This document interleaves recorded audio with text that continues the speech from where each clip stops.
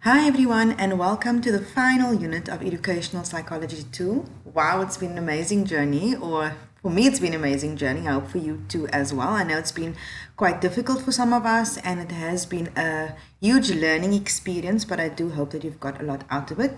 This last topic, or this last video rather, is quite exciting for me because I really have a passion for the subject of attachment and attachment theory specifically. In this video and videos, most likely, there is quite a lot to say. I've tried not to bombard you with every piece of information available, but I have tried to give you as much on the topic as is possible to fit into one or two videos. I'm saying one or two because that's my goal. I don't want to go beyond two, but let's see how it goes. Attachment theory is a very important topic. I've spoken to teachers who have been in the field of education for a very long time, and they feel that they would have benefited had they been exposed to this topic a lot sooner in their career. So I do hope that you having this exposure now does stand you in good stead for later on. Attachment theory gives you insight into why some kids behave the way they do, even why some adults behave the way they do as well. And it also gives you insight into your own behavior and your own responses. That being said, I want to add a bit of a disclaimer here. Attachment theory is a very emotionally charged topic. In my own opinion, I've been working in the field of psychology for a very long time. I don't want to actually give you the amount of years, but for a very long time. And I find that attachment is often an issue in many situations in terms of things around addiction, around interpersonal issues, around issues between couples. Attachment does have an impact on these behaviors later on in life. And as we go through it, you'll have an understanding a bit more of why I say so. So please do understand that if anything does come up for you while watching this video, because when I first learned about attachment theory many years ago in my undergrad psychology program, I found that I was thinking about attachment theory in relation to myself and my parents and kind of finding out in which category do I fit, where do I find, and now as a mother, I'm thinking about it in terms of myself and my kids. And so this might bring up things for you, and if it's a very difficult situation and you feel like you need help, please feel free to reach out. If you don't feel comfortable talking to me, it's not a problem. I will refer you to someone who can perhaps support you during anything that may come up for you. Okay, so that being said, I am excited to delve into this topic. We're going to start with we always start talking about what something is. So what is attachment theory? So attachment theory is a theoretical framework. And so it's a theoretical framework in helping us to understand how children develop, and particularly development in terms of social and emotional behaviors. Why they act the way they do, why they act the way they do with others, why they interact with others in a specific way, and also why they have a specific emotional response. So attachment theory was developed by John Bowlby. We'll talk about him in the next slide. And it focuses on the extent to which caregivers are able to protect their children and give them a sense of security and develop a idea around trust, to develop a feeling of being safe, of being secure, of being connected or attached to an individual. So let me just talk about it at its most basic level. Some of what I'm going to do in this video quickly is, let me just quickly say, is going to sound like I'm reading, and that's only because I've written down a lot of this. I know, or I've read so much on the topic that I needed to put different pieces together. So I've written out some of this, so it sounds like I'm reading, but I'm going to try to explain, obviously, in a more relaxed way as well. Attachment theory at its most basic level, if we just get away from all the text on the matter, is just how a child connects with the caregiver in their lives and the impact that this attachment or lack of attachment has on all the relationships that then follow in that child's life. Now, I'm not saying that if poor attachment happens in childhood that the child will forever have difficulties in relationships, because oftentimes many of us take the step to work on our emotional challenges, to work on the difficulties that we have in life. But some people don't, and that often means that these types of experiences in early childhood affects the relationships they have for the rest of their life. And that's a big thing. So oftentimes in marriages, people with different types of attachments connect in a marriage, and they're not able to meet each other because they have very different ways of engaging with other people. So as we go through the different attachment types, I'm going to talk to you about what it might look like in adulthood, and that will make a little bit more sense for you as we go along. So who are the proponents of attachment theory? Basically, who developed this research, who developed this idea of attachment theory. So John Bowlby, he was the person that really was the spearhead in this research, or the field of research. And he devoted a lot of research to the concept of attachment. He talked about it as being a lasting psychological connectedness between human beings, between a child and a caregiver, between people. And he felt that we needed to understand that in childhood, this was really very, very important. A lot of research and experiments have been done in this field by him and his followers, if I can use the word followers.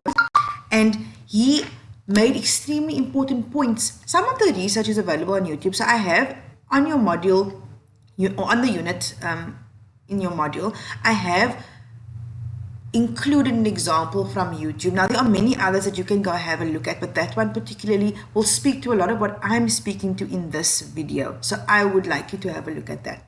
Bowlby said that our early attachment styles are established in childhood and through infancy, or the infant and caregiver relationship. This is how the attachment develops. He believed that it had an important evolutionary component which helped us to survive, which makes sense because a child needs an adult to help them navigate the world. If you think about in the animal kingdom, children, or sorry, the babies don't necessarily all need the mother available to them or the caregiver available to them to help them navigate the world. Some of them can be born and like right off the bat, they're able to take care of themselves. But with human beings, there's an important evolutionary component. The caregiver needs to connect to the baby so that they will respond to their needs, and the infant needs to connect to the caregiver so that they can have someone to kind of let someone know that they need something by means of crying, whatever the case is. So we have a deep need, a deep propensity to make a strong emotional bond to particular individuals, because this is a basic component of nature. It's a basic human need. So I'm not going to talk too much about the theorists here. I'm just going to mention them as I am. And then also we have Mary Ainsworth. She extended a lot of John Bowlby's work and she did important research in the area. You have a look at the strange situation assessment or experiments. They are very interesting. I enjoy watching them. I'm going to add a few examples for you, but you can definitely watch the one that I indicate as important, and then the others can be, just something that you watch for interest purposes. So they are the main proponents of attachment theory. Very good, in my opinion, very good work, very pertinent work, and I've seen it in my own practice that it has relevance in the way that people develop. But let's move on. I like this quote by them. It says, attachment is a deep and enduring emotional bond that connects one person to another across time and space. I find it quite beautiful, but I also find it important when thinking about individuals, when thinking about children. So I spoke about earlier, in attachment theory, there are various types of attachment. So before we get to that, we're going to talk about the three propositions. These are not the same as the different types of attachment. These are the three main propositions, and basically it's the three focus areas within the field of attachment theory. So these are the things that are important that we consider and how later on attachment is categorized. So the three main propositions are attachment to caregivers, quality of care, and consequence of attachment. Okay, so attachment of caregivers is what we're going to talk about first. So when we talk about attachment to caregivers, we think about the fact that children develop attachments only to a limited amount of caregivers. I'm going to go to this next picture very quickly. And this talks about the stages of attachment. I'm not going to speak through this, but you can have a look at it at your own time. And so it talks about how children over time develop attachments to people, how many people they can attach to, and so on and so forth. That being said, at the beginning, children are only going to attach to a certain amount of people. So no matter how many people are in your family, the main attachment will be with one or two people. I'm going to use in this video, I know families look very different in different situations, but in this video, I'll use the example of a mother as the primary caregiver. So generally, children will attach to their mother as the primary caregiver, and they will look to that person for all their needs to be met. And they are generally going to be calmed by the mother, because the mother is going to be the one that takes them when they're crying, and they're going to feel okay, I feel calm, I feel safe because this person is available to me. And so generally that's just a limited amount. So if that caregiver leaves the home, so if there's something like a death, a divorce, or abandonment, it's very difficult for that child to form new attachments because their trust has been broken. So when I speak about something like divorce, I'm talking about a sudden divorce where it feels traumatic, and of course divorce is always difficult for most children. It is difficult, and it does have an impact. Let's just be clear on that. It does have an impact on children in most cases that I've seen. But in terms of things like death or abandonment, that is a very big one, because that is very traumatic, very sudden, and it is immediate in most cases, and it is long lasting. The person doesn't come back in terms of when there's death. And in terms of abandonment, that actually almost feels worse because it's a choice for some kids. I'm not saying, I'm only talking from the experience that I've had with people speaking with me. For some people, it feels almost worse, the abandonment, because the abandonment is a choice. And so the person goes away. The child then doesn't easily attach to other people. They don't easily find trust or easy connection with another individual because they've been let down in the most important development phase of their life. And this is very sad. So the children actually don't anymore count on anybody else. And so research done in orphanages in some countries says that orphanages, you would think they're very loud, but in the baby space where babies are, it sometimes isn't. Babies don't consistently cry because they find out that even when they cry, and I'm not talking about all orphanages, I'm talking about this particular orphanages where better systems needed to be put into place. Babies didn't cry as often because they realized that even the crying didn't have their needs met. Their needs were only met at certain places, which is quite sad. And I'm sharing this research with you only to make the point that the communication style of children using crying to connect with their caregiver, and the caregiver, which moves us on to our next point, and the caregiver's responsiveness, this is an important component of the attachment relationship. So the quality of care provided by the caregiver is extremely important, particularly her sensitivity, or as the mother, I remember I'm using the mother as an example, particularly her sensitivity and responsiveness. This is going to determine how secure the child and carer relationship will be. So if the mother very responsive, does she immediately come to the child when the child is crying? I know some people believe in the cry out method, but in terms of attachment theory, it speaks about the fact that the child needs connection to. They need to look into the mom's eyes. They need to be with the person. They need to feel the warmth. They need to feel the heartbeat. And this really does have an important role to play in how that relationship and how secure that child feels within the relationship. So when we have a secure attachment, it offers children resilience to manage stress, and also to help them form positive relationships, form positive adaptive experiences with others, and just to be able to connect with people in a healthy way.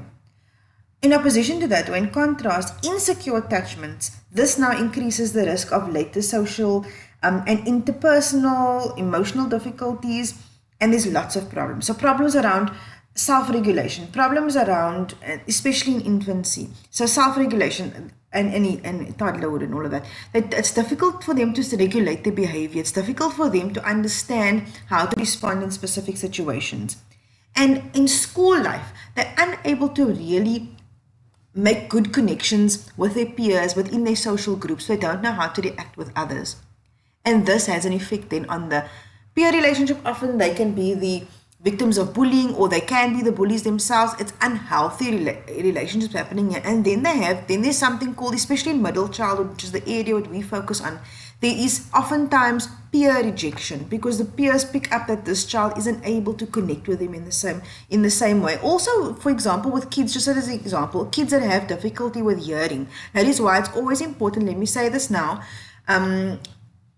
if there's ever a kid, I said this before, if there's ever a child that seems to have difficulty in class, before going to the psychologist and before asking for an assessment, I always say, whenever someone asks me for an assessment of a child, I first say, have you checked out their hearing? Have you checked out their sight? because oftentimes these have an impact on how a child is able to connect with their classmates or connect with their peers. When children can't hear properly, they can't pick up emotional cues, and therefore the relationship with their peers is stunted, as well as their learning experience within the class. So always check hearing and sight first as the first port of call. Oftentimes that is the issue, and when that is solved, things go a lot better. So children with hearing difficulties, they often don't have good peer relationships because they don't pick up the social cues, and other kids unconsciously recognize that, and they don't really build good relationships, and that leads to middle childhood peer rejection, which leads to low self-esteem, which leads to bullying, engagement in later on in unhealthy behaviors because they feel rejected. So it has quite a long lasting impact. And think about this child. I'm going to end this video now because it's up to already 15 minutes and I'm going to start a new video. But think about that child in your classroom, unable to emotionally regulate, unable to connect to peers, not feeling good, not feeling that they can trust anybody in their world because they've had insecure attachment in their life or abandonment in their life. How likely are they to listen to you as the teacher? How likely are they to develop a trusting relationship with you as another adult in their life who might leave them? Remember, you as an adult in the class are already serving 30 to 40 other kids. So you really don't have the time to focus on that child who is exhibiting this problematic behavior. Beyond that, you might become frustrated with this child. So this child has no safety in the home.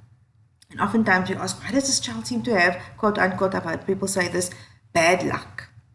But actually, it's what has been going on. So there's, for example, abandonment at home, might be abuse at home, for example. The child then comes to school unable to connect with peers or unable to healthily connect with peers because they don't feel like they belong. The teacher then finds that their behavior is inappropriate and there's no parental support, so the teacher feels extra frustrated, which is understandable. There's so much to do.